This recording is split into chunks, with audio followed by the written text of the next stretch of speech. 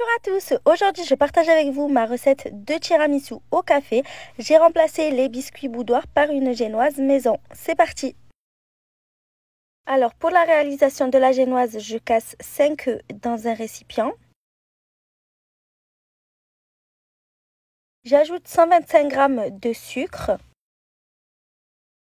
Je vais fouetter le tout pendant 10 minutes. Le mélange va mousser, blanchir et puis tripler de volume. Si vous voulez la recette détaillée de la génoise avec toutes les astuces pour la réussir, je vous invite à aller visionner la vidéo disponible sur ma chaîne. Je tamise ensuite 125 g de farine et une cuillère à café de vanille en poudre.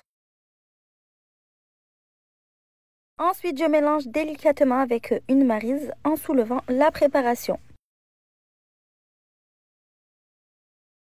Je verse ensuite l'appareil à génoise sur une plaque de cuisson. Je l'étale uniformément sans trop appuyer dessus et je l'enfourne à 180 degrés pendant 15 minutes.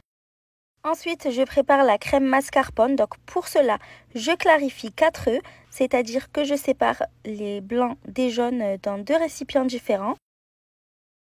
Je vous informe que mon premier livre de recettes en format papier est actuellement en vente en édition limitée. Il contient 30 recettes, dont 9 inédites parmi celles qui m'ont été les plus demandées. N'hésitez pas à aller le commander à la fin de la vidéo. Je vous mets le lien pour vous le procurer dans la description. Je réserve les blancs d'œufs de côté, ils serviront plus tard. Sur les jaunes, j'ajoute 120 g de sucre. Je blanchis les jaunes avec le sucre en fouettant pendant 2 minutes.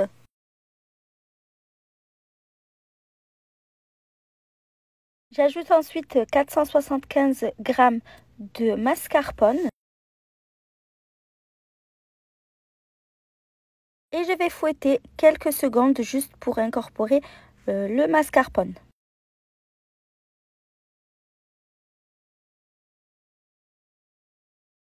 J'ajoute ensuite une cuillère à café d'extrait de vanille. Je fouette encore une fois juste pour incorporer la vanille. Je réserve ensuite de côté et je reprends les blancs d'œufs.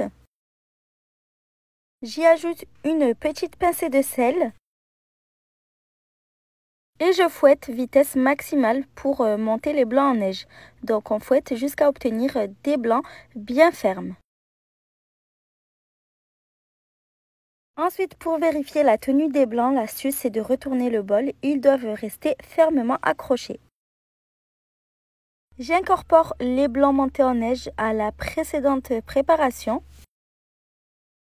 Je les ajoute délicatement en 3 fois et je soulève bien la préparation avec la maryse pour ne pas faire retomber les blancs en neige.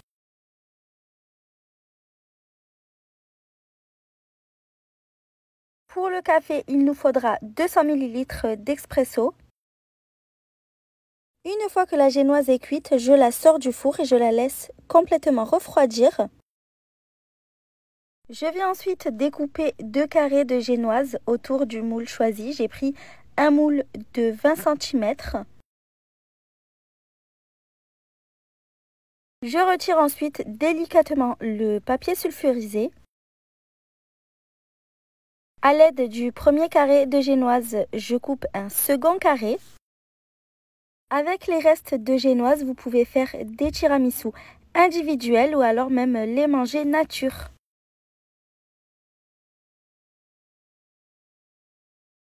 Je dépose un premier carré de génoise dans le fond du moule.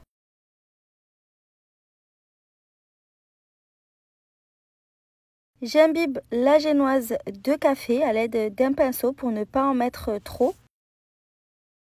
Je vous rappelle que vous pouvez désormais retrouver la recette écrite ainsi que toutes les recettes de votre choix sur mon site internet.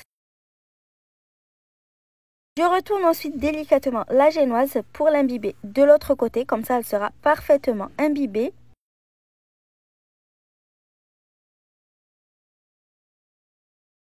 Je verse la moitié de la crème mascarpone sur la génoise. Je l'étale uniformément.